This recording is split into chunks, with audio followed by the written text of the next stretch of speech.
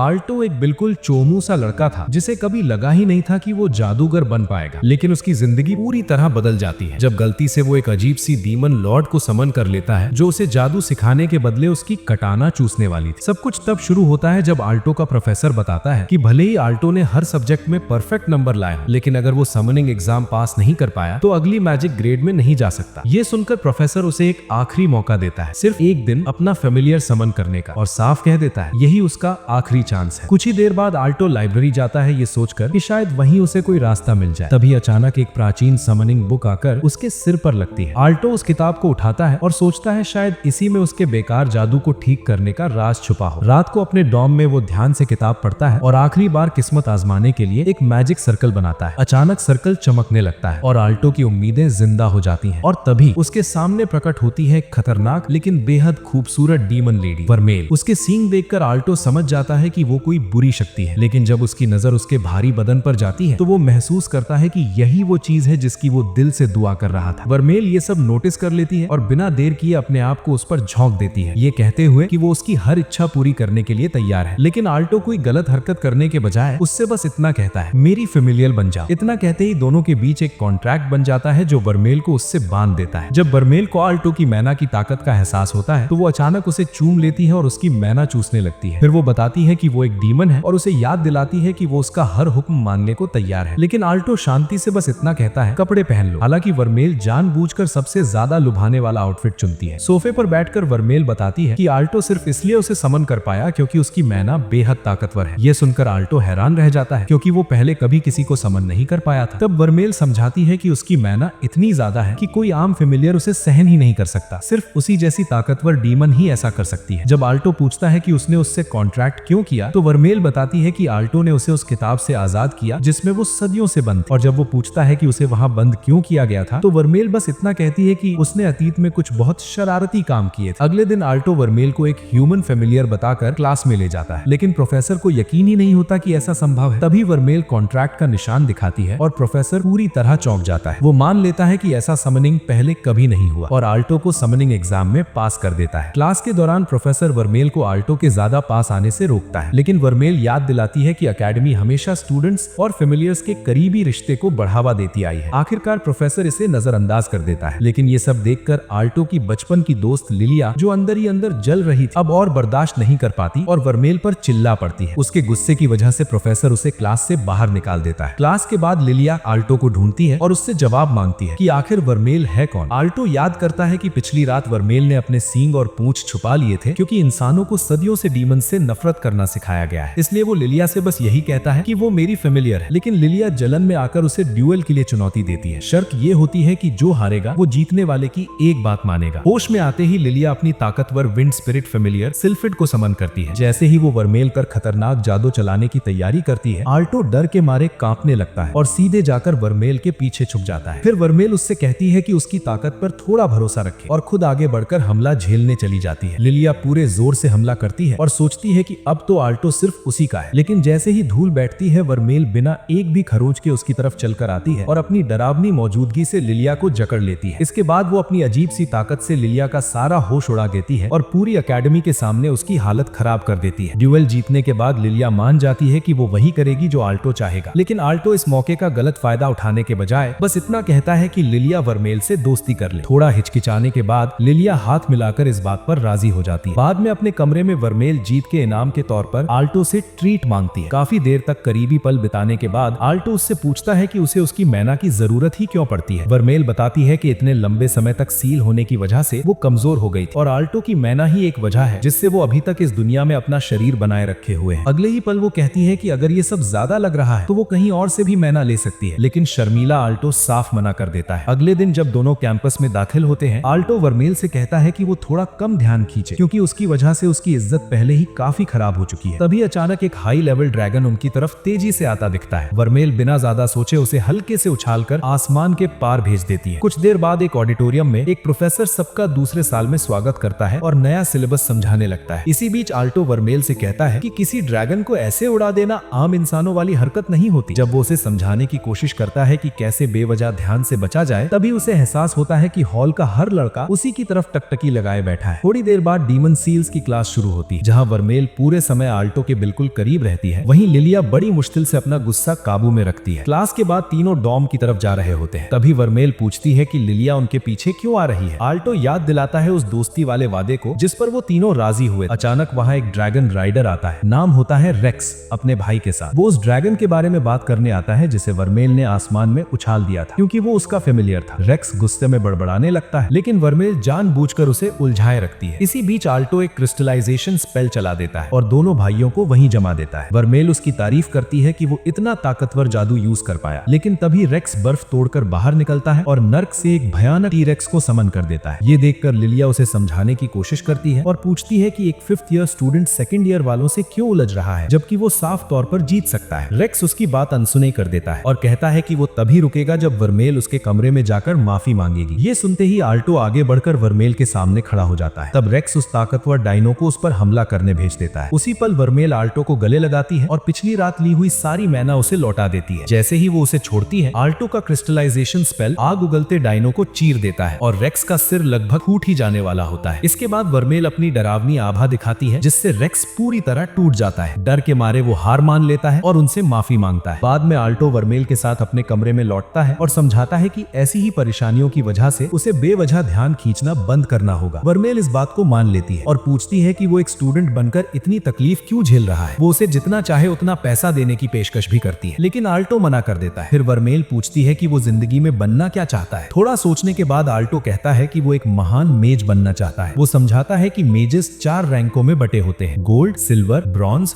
और अप्रेंटिस। जहाँ ज्यादातर बेहतरीन स्टूडेंट्स भी ब्रॉन्ज तक ही पहुंच पाते हैं, वहीं आल्टो का सपना है कि वो गोल्ड से भी आगे जाए और एक प्लैटिनम मेज बने जिसे राज्य विज्ञान में उसके योगदान के लिए पहचाने। अगले दिन लिलिया नोटिस करती है कि आल्टो काफी थका थका सा लग रहा है। वो मुस्कुराते हुए कहती है कि उसे पहले से ही पता है कि वर्मेल ने रात भर उसे चैन से सोने नहीं दिया होगा। तभी वहाँ 2 स्टूडेंट आते हैं, मार्क्स और शेरिल। मार्क्स अचानक आल्टो को घुमाने लगता है और रेक्स को हराने के लिए उसकी तारीफ करने लगता है। ये देखकर वर्मेल लिलिया से पूछती है, ये उछलता कूदता जोकर कौन है? आल्टो बताता है कि मार्क्स एक नोबल फैमिली से है। इसी बीच एक टीचर आता है और आल्टो से कहता है कि वो लिलिया और शेरिल को लेकर प्रिंसिपल के पास जाए। कुछ देर बाद प्रिंसिपल उन्हें बताता है कि उसे 2nd ईयर से एक रिप्रेजेंटेटिव चुनना है। वर्मेल खुशी से आल्टो को बताती है कि ये उसके सपने की तरफ एक बड़ा कदम है, लेकिन प्रिंसिपल आगे समझाता है कि ये रोल पाने के लिए उन्हें टेस्ट पास करना होगा। कुछ समय बाद वो सब एक जादुई जंगल में पहुंचते हैं जहां उन्हें एक बेहद दुर्लभ फेरी फ्लावर ढूंढना है। मार्क्स पूछता है कि प्रिंसिपल उसे अकेला क्यों छोड़ गया। इस पर शेरिल बोलती है कि शायद इसलिए क्योंकि उसकी सोच पैट्रिक स्टार जैसी है। फिर भी मार्क्स जिद करता है और अकेले जंगल में भाग जाता है, लेकिन कुछ ही देर में वो एक खतरनाक पौधे में फंस जाता है। उसे ढूंढने के बाद शेरिल वहीं रुक जाती है उसे बचाने के लिए और आल्टो आगे बढ़ता है वर्मेल और लिलिया के साथ। कुछ देर बाद उन्हें वो फेरी फ्लावर मिल जाता है, लेकिन साथ ही वहाँ 3 भयानक सरबेरस भी पहरा दे रहे होते हैं। लिलिया एक इनविजिबिलिटी पोशन निकालती है। आल्टो हैरानी से पूछता है कि उसके पास इतना रेयर पोशन कैसे है। लिलिया थोड़ी घबरा जाती है और बात बदल देती है। वो पोशन पी लेती है और चुपचाप आगे बढ़ने लगती है। आल्टो दूसरी तरफ देखने का नाटक करता है, हालांकि उससे कुछ बदलने वाला नहीं था। जैसे ही लिलिया धीरे धीरे सरबेरस के पास से निकलती है, वर्मेल आल्टो को याद दिलाती है कि वो यहाँ कॉम्पिटिशन के लिए आए हैं, ना कि तमाशा देखने। आल्टो पूछता है कि क्या वो उसकी मैना बढ़ा सकती है जैसे उसने पहले किया था। वर्मेल कहती है कि सरबेरस को हराना आसान है, उसके लिए बस थोड़ी सी मैना चाहिए। तभी सरबेरस का एक सिर लिलिया को महसूस कर लेता है और हमला करने लगता है। तुरंत आल्टो एक आग का जादू चलाता है और उसका ध्यान अपनी तरफ खींच लेता है। इसी मौके का फायदा उठाकर लिलिया तेजी से फूल की तरफ दौड़ती है। उसी पल वर्मेल एक ताकतवर डीमन आर्ट इस्तेमाल करती है और सरबेरस को सीधे अंडरवर्ल्ड भेज देती है। वो आल्टो की तारीफ करती है कि इतनी भागदौड़ के बाद भी उसमें दम बचा हुआ है। लिलिया वापस आती है और कहती है कि फूल आल्टो ही रखे क्योंकि उसने उसकी जान बचाई थी, लेकिन अचानक उसका पोषण असर खो देता है और वो जोर से चौंक जाती है। शर्म के मारे उसके हाथ से फूल छूट जाता है और हवा उसे उड़ाकर शेरिल तक पहुंचा देती है, जो उसी समय मार्क्स को उस पौधे से बचाकर ला रही होती है। कई घंटे बाद अकेडमी में शेरिल पूछती है कि क्या वो सच में ठीक है कि वही रिप्रेजेंटेटिव बने। सब उसके लिए राजी हो जाते हैं और लिलिया वादा करती है कि अगली बार वो ईमानदारी से जीतेगी। अगले दिन वर्मेल पहली बार क्रेप खाती है और उसका स्वाद चखकर पूरी तरह से हैरान रह जाती है। आल्टो को पहले अजीब लगता है, लेकिन जब वो बताती है कि उसके जमाने में ये चीज थी ही नहीं, तो उसे याद आता है कि वर्मेल सदियों तक किताब में बंद रही। वो सोचने लगता है कि उसने कभी उससे उसके पुराने जीवन के बारे में पूछा ही नहीं। जैसे ही वो सवाल पूछने वाला होता है, उन्हें आसमान में ड्रैगन राइडर्स का एक दल दिखाई देता है। बाकी स्टूडेंट्स कैप्टन क्रिस की तारीफों में लगे होते हैं। वर्मेल आल्टो से पूछती है कि वो क्या बात करना चाहता था, लेकिन आल्टो बात टाल देता है और कहता है कि अगली बार वो उसे और ट्रीट्स दिलाएगा। वर्मेल मुस्कुराकर अपना क्रेप उसके साथ बांट लेती है। थोड़ी देर बाद वो लिलिया और मार्क्स से मिलते हैं, जो कैप्टन क्रिस की बहादुरी की बातें कर रहे होते हैं। तभी लिलिया आल्टो को याद दिलाती है कि रेक्स भी एक ड्रैगन राइडर ही है और शायद ये सब इसी जैसे होते हैं, लेकिन मार्क्स जोर देकर कहता है कि क्रिस अलग है क्योंकि ड्रैगन राइडर्स की शुरुआत उसने अपने दम पर की थी। वो आगे बताता है कि क्रिस एकेडमी की 7 गोल्ड स्क्वायर मेजर्स में से एक है और साथ ही स्टूडेंट काउंसिल की एक एग्जीक्यूटिव ऑफिसर भी है। ये सुनकर एल्टो काफी एक्साइटेड हो जाता है क्योंकि उसे हमेशा लगता था कि पढ़ाई के साथ साथ गोल्ड स्क्वायर तक पहुंचना नामुमकिन है। वो मार्क्स के साथ क्रिस की तारीफों में लग जाता है। तभी लिलिया वर्मेल को बताती है कि काउंसिल के सारे 5 मेंबर गोल्ड स्क्वायर मेजर्स हैं और इतनी ताकतवर टीम से तो एकेडमी के प्रोफेसर भी थोड़ा डरते हैं। जब एल्टो कहता है कि वो भी एक दिन इतना ताकतवर बनेगा तो वर्मेल जोश में आकर उसे हौसला देती है कि वो जरूर कर पाएगा, लेकिन लिलिया तुरंत वर्मेल को पीछे हटाती है और सबके सामने ज्यादा ड्रामा ना करने को कहती है। इसके बाद लिलिया शेरिल के साथ चेंजिंग रूम जाती है और वर्मेल की अजीब हरकतों की शिकायत करने लगी। तभी उसकी नजर शेरिल पर जाती है और उसे एहसास होता है कि वो अब तक काफी शांत और सिंपल बनी हुई थी। वो शेरिल की तारीफ करती है, फिर कहती है कि वर्मेल पर उसे भरोसा नहीं है क्योंकि इतनी आसानी से सर्बरस को हराना गोल्ड स्क्वायर मेज के लिए भी आसान नहीं होता। तभी शेरिल अचानक पूछती है कि क्या तुम्हें एल्टो पसंद है? लिलिया तुरंत मना कर देती है और कहती है कि वो बस उसकी फिक्र करती है क्योंकि वो उसे सालों से जानती है। शेरिल उसे चेतावनी देती है कि अगर उसने जल्दी कुछ नहीं किया तो एल्टो वर्मेल के ज्यादा करीब हो सकता है। इसी बीच लिलिया को एहसास होता है कि वर्मेल उनके साथ चेंजिंग रूम में आई ही नहीं थी। उधर एल्टो और बाकी लड़के परेशान हो जाते हैं क्योंकि वर्मेल गलत जगह पहुंच गई होती है और सब गड़बड़ हो जाती है। थोड़ी देर बाद एल्टो उससे पूछता है कि वो वहां क्यों आ गई थी। वर्मेल मासूमियत से कहती है कि उसे लगा यही सही रास्ता है। तभी लिलिया आकर उसे डांटती है और कहती है कि उसे जरा दिमाग से काम लेना चाहिए। एल्टो फिर से उसे सबके बीच ज्यादा ध्यान न खींचने की सलाह देता है। तभी स्टूडेंट काउंसिल वहां पहुंचती है और सब लोग एक तरफ हट जाते हैं। जहां सब क्रिस को देखकर हैरान होते हैं वहीं वर्मेल और क्रिस एक दूसरे को घूरते हैं। क्रिस को भी कुछ अजीब सा महसूस होता है। कई घंटे बाद एल्टो नहाते हुए सोचता रहता है कि काउंसिल के लोग कितने ताकतवर लग रहे थे। वर्मेल भी मानती है कि उसने भी वही महसूस किया था। तभी एल्टो को एहसास होता है कि वर्मेल को वहां नहीं होना चाहिए और वो बाहर निकलने की कोशिश करता है, लेकिन वर्मेल हंसते हुए कहती है कि उसे रोज मेहनत करनी होगी तभी वो अपने सपनों तक पहुंचेगा। उधर उसी समय क्रिस रेक्स की अच्छे से क्लास लेती है और उसे उसकी हार के लिए खरी खोटी सुनाती है। वो उसे बताती है कि इतनी बड़ी बड़ी बातें करने के बाद हार जाना किसी बहाने से ठीक नहीं होता। रेक्स जवाब देने की कोशिश करता है लेकिन क्रिस उसे चुप करा देती है। आखिरकार रेक्स तंग आकर छोड़ने का फैसला कर लेता है और क्रिस उसे वहां से भगा देती है। फिर वो एल्टो के बारे में जानने का मन बनाती है। अगले दिन एल्टो इन्फर्मरी जाता है क्योंकि पूरे स्कूल में यही चर्चा होती है कि क्रिस ने रेक्स की हालत खराब कर। जब एल्टो पूछता है कि हुआ क्या था तो रेक्स का भाई बताने लगता है, लेकिन रेक्स उसे रोक देता है। वो एल्टो से पूछता है कि उसे डायनासोर्स कैसे लगते हैं। एल्टो मुस्कुराकर कहता है कि उसे डायनासोर्स हमेशा से काफी कूल लगे हैं। ये सुनकर रेक्स उसे जाने को कह देता है और कहता है कि उसकी चोटों से एल्टो का कोई लेना देना नहीं है। लेकिन कुछ ही मिनट बाद लिलिया ऑल्टो को डुअल रिंग की तरफ जाते देख रोकने की कोशिश करती है। वो उसे याद दिलाती है कि उन्हें बेवजह ध्यान से बचना था। इसके बावजूद ऑल्टो वर्मेल के साथ क्रिस को चुनौती देने चला जाता है। जैसे ही दोनों की नजरें मिलती हैं, क्रिस उसे पीछे हटने का मौका देती है, लेकिन ऑल्टो मना कर देता है। क्रिस उसकी हिम्मत की तारीफ करती है और कहती है कि अब वो उसे थोड़ी अकल सिखाएगी। जैसे ही वो अपना ड्रैगन समन करती है, वर्मेल ऑल्टो को अपने करीब खींचती है और उसकी गोल्डन मैना को एक्टिवेट कर देती है। दोनों तरफ से जबरदस्त हमले शुरू हो जाते हैं। उसी दौरान रेक्स का भाई दौड़ता हुआ इन्फर्मरी पहुंचता है और उसे डुअल के बारे में बताता है। थोड़ी देर बाद क्रिस ऑल्टो के एक और जोरदार हमले को रोकती है और मान लेती है कि वो आम सेकेंड ईयर स्टूडेंट से काफी आगे है। लेकिन उसे सबसे ज्यादा हैरानी इस बात की होती है कि वर्मेल बिना किसी ढाल या सुरक्षा जादू के उसके हमलों को रोक रही है। क्रिस एक तगड़ा कॉम्बो चलाती है जिससे वर्मेल घुटनों पर आ जाती है। ये देखकर ऑल्टो डर जाता है और अकेले ही आगे बढ़ने की कोशिश करता है, लेकिन वर्मेल उसे रोकती है और कहती है कि उसे बस और मैना पैदा करने पर ध्यान देना है। जैसे ही ऑल्टो ऐसा करता है, दोनों अपनी ताकत मिलाकर क्रिस पर एक जबरदस्त क्रिस्टल स्पेल चला देते हैं। धूल बैठने के बाद ऑल्टो खुश हो जाता है क्योंकि रिंग का क्रिस वाला हिस्सा टूट चुका होता है। उसे लगता है कि हमला जरूर लगा है, लेकिन तभी क्रिस अपने ड्रैगन के साथ वापस दिखाई देती है और कहती है कि उनकी गलती थी, सिर्फ उसी पर ध्यान देना। इसके बाद वो आग के गोले बरसाने लगती है और खुद को सबसे ऊपर समझने लगती है। इसके बावजूद ऑल्टो हमलों से बचते हुए कहता है कि वो सबको कम आंकने में गलत है। क्रिस उसे जवाब देती है, तो डुअल जीत कर साबित करो। वर्मेल भी मान जाती है कि यही एक तरीका है क्रिस को समझाने का। दोनों फिर से अपनी ताकत जोड़ते हैं और ऑल्टो की गोल्डन मैना का और भी ज्यादा शक्तिशाली रूप निकालते हैं। वो एक विशाल क्रिस्टल क्रिस की तरफ भेजते हैं, लेकिन क्रिस उसे आसानी से आग से तोड़ देती है और कहती है कि एक ही चाल 2 बार चलाना बेवकूफी है। अगले ही पल क्रिस को एहसास होता है कि ऑल्टो और वर्मेल विस्फोट में गायब हो गए हैं और जब वो पलट कर देखती है तो दोनों उसके बिल्कुल पीछे खड़े हैं, एक और क्रिस्टल के साथ। उसी समय रेक्स अपने भाई से कहता है कि डुअल की बातें बंद करे क्योंकि ऑल्टो अभी भी क्रिस जैसी ताकतवर मेज को हराने के लायक नहीं है। लेकिन तभी ऑल्टो क्रिस्टल को क्रिस की गर्दन के पास रोक देता है। पूरी एकेडमी तालियों और शोर से गूंज उठती है क्योंकि आज तक कोई आम स्टूडेंट काउंसिल के मेंबर को नहीं हरा पाया था। कुछ ही देर में ऑल्टो के आसपास ऐसे स्टूडेंट जमा हो जाते हैं जैसे वो उसके पुराने फैन हो। ये देखकर लिलिया का पारा चढ़ जाता है क्योंकि वही अकेली थी जो शुरू से ऑल्टो की काबिलियत पर भरोसा करती थी। वो गुस्से में कुछ ज्यादा ही करने वाली होती है, लेकिन ऑल्टो उसे शांत कर देता है। तभी एक प्रोफेसर आते हैं, नाम होता है ऑब्सिडियन। वो डुअल के बारे में पूछते हैं, लेकिन ऑल्टो के नए फैन ही पूरी कहानी सुना देते हैं। ऑब्सिडियन ऑल्टो की तारीफ करता है और चेतावनी देता है कि ऐसे डुअल खतरनाक भी हो सकते थे। इतना कहकर वो अपनी टीम के साथ चला जाता है। जब लिलिया नोटिस करती है कि ऑल्टो हमेशा लोगों से घिरा रहता है, तो ऑल्टो मजाक में पूछ लेता है कि क्या वो भी उसमें दिलचस्पी रखती है। इस पर लिलिया उसे पकड़कर हिला देती है और कहती है कि ज्यादा दिमाग ना चलाए। उधर रेक्स देखता है कि क्रिस जमीन साफ कर रही है और पूछता है कि वो ऐसा क्यों कर रही है। क्रिस बताती है कि ड्रैगन राइडर्स की कैप्टन होने का मतलब ये नहीं कि हारने पर सजा न मिले। वो रेक्स से अपने बर्ताव के लिए माफी मांगती है। रेक्स झाड़ू पकड़ लेता है और कहता है कि अब सब ठीक है, क्योंकि अब वो खुद को सबसे ऊपर नहीं समझती। उस रात बाद में वर्मेल ऑल्टो को हल्की सी किस के साथ जगा देती है। लाइट जलाते हुए ऑल्टो उससे कहता है कि वो उसकी नींद में बेवजह खलल न डाले, लेकिन वर्मेल बताती है कि आज ऐसा करना जरूरी था, क्योंकि लड़ाई में उसकी काफी मैना खर्च हो गई थी। जब ऑल्टो फिर भी टालने की कोशिश करता है तो वर्मेल पूछती है कि क्या उसे अब उसकी किस पसंद नहीं रही। इस पर ऑल्टो समझाता है कि इतनी बार किसी को किस करना ठीक नहीं जब तक उससे सच में प्यार ना हो। अगले ही पल वो उसे अपने करीब खींच लेती है और धीरे से कहती है कि उसे सच में उससे प्यार हो गया है। ये सुनते ही ऑल्टो के रोंगटे खड़े हो जाते हैं। अगले दिन लिलिया नोटिस करती है कि वर्मेल आज कुछ ज्यादा ही फ्रेश लग रही है और पूछती है कि वजह क्या है। वर्मेल बात बदल देती है ताकि कोई नई परेशानी न खड़ी हो। वहीं ऑल्टो लगातार उसी बात के बारे में सोचता रहता है और अचानक लाइब्रेरी भागता है ताकि ऑब्सिडियन से पूछ सके कि क्या डीमन इंसानों से प्यार कर सकते हैं। थोड़ा सोचने के बाद ऑब्सिडियन बताता है कि रिकॉर्ड में सिर्फ वही मामले मिले हैं जहां कोई सकूबस किसी इंसान से ज्यादा जुड़ गई थी। वो समझाता है कि क्योंकि डीमन ज्यादातर मैना पर निर्भर रहते हैं, तो अक्सर ऐसा प्यार बस जरूरत की वजह से होता है। कई घंटे बाद ऑल्टो डिनर पर वर्मेल के साथ बैठता है। वो ध्यान देता है कि वर्मेल तो मजे से खा रही है, लेकिन उसने खुद एक और भी नहीं लिया। वर्मेल पूछती है कि क्या वो ठीक है। वो उसके खाने से थोड़ा लेने की कोशिश करती है, लेकिन ऑल्टो उसे रोक देता है और हिम्मत जुटाकर पूछता है कि क्या वो उसे सिर्फ इस्तेमाल तो नहीं कर रही। वर्मेल उसे गले लगाती है और पूछती है कि ये बात उसे इतना क्यों परेशान कर रही है। ऑल्टो बताता है कि जब भी मौका मिलता है वो उससे मैना ले लेती है। वर्मेल समझाती है कि मैना उसके जिंदा रहने के लिए कितनी जरूरी है। फिर वो उसे किस करती है, लेकिन इस बार ऑल्टो महसूस करता है कि उसने उसकी मैना नहीं ली। वर्मेल मुस्कुराकर कहती है कि यही उसके प्यार का सबूत है। वो उससे फिर से किस मांगती है, लेकिन ऑल्टो शर्माते हुए मना कर देता है। अगले दिन लिलिया फिर वही चमक वर्मेल के चेहरे पर देखती है और मजाक में सोचती है कि कहीं वो ऑल्टो की वजह से तो नहीं। उसी दौरान ऑल्टो ऑब्सिडियन को बाहर जाते देखता है और उससे कल की बात के लिए धन्यवाद करने दौड़ता है। ऑब्सिडियन कहता है कि उसे किसी भी स्टूडेंट की मदद करके खुशी होती है। फिर वो पूछता है कि ऑल्टो को डीमन और इंसान रिश्तों में अचानक इतनी दिलचस्पी क्यों आ गई। ऑल्टो कहता है कि वो बस यूं ही क्यूरियस था। ऑब्सिडियन मजाक में कहता है कि सारी लड़कियां गुस्सैल डीमन जैसी ही होती हैं, बस कूल दिखने की कोशिश में। ऑल्टो उसे घूर कर देखता है और सोचता है कि आखिर कोई ऐसी बातों पर कैसे फिदा हो सकता है। काफी देर बाद एमा नाम की एक लड़की ऑब्सिडियन के कमरे में आती है और पूछती है कि उसे क्यों बुलाया गया है। ऑब्सिडियन कहता है कि उसे एक जरूरी काम में मदद चाहिए। कुछ घंटे बाद एमा अपने कमरे में बेहोश पाई जाती है और बर्फ में जमी हुई हालत में होती है। धीरे धीरे ये खबर पूरे कैंपस में फैल जाती है और वाइस प्रेसिडेंट रूगा तक पहुंचती है। रूगा शांत रहते हुए कहता है कि इस साल ये चौथी बार है जब कोई स्टूडेंट ऐसी हालत में मिला है। डुअलिंग कमेटी की चेयरपर्सन जेसिका बताती है कि एमा के कमरे की बर्फ इतनी मजबूत थी कि 5 लोगों को मिलकर उसे तोड़ना पड़ा था। रूगा कहता है कि सिल्वर स्क्वायर मेज के लिए इतनी ताकतवर आइस मैजिक चलाना नामुमकिन है। जब जेसिका बताती है कि काउंसिल प्रेसिडेंट इस खबर से काफी परेशान है, तो रूगा वादा करता है कि वो इस मामले को खुद देखेगा। इधर ऑल्टो वर्मेल की हाइट नाप रहा होता है। जब वर्मेल पूछती है कि उसके पास मेजरिंग टेप क्यों है, तो ऑल्टो बताता है कि वो रोज अपनी हाइट चेक करता है। वर्मेल धीरे धीरे उसे चिढ़ाने की कोशिश करती है कि उसकी हाइट ज्यादा नहीं बढ़ेगी, लेकिन ऑल्टो सुनने से मना कर देता है। वो सोचने लगता है कि अब उसे एक और रिपोर्ट भी बनानी है। दरअसल पहले ही एक टीचर ने सबको कहा था कि अपने अपने फैमिलियर्स पर डिटेल में रिपोर्ट तैयार करें। और इसी के साथ आज का ये वीडियो यहीं खत्म होता है। देखने के लिए आप सबका दिल से बहुत बहुत धन्यवाद और उन सभी लोगों को खास तौर पर शुक्रिया जो इस चैनल को हमेशा सपोर्ट करते हैं और मेरी वीडियोस देखते हैं।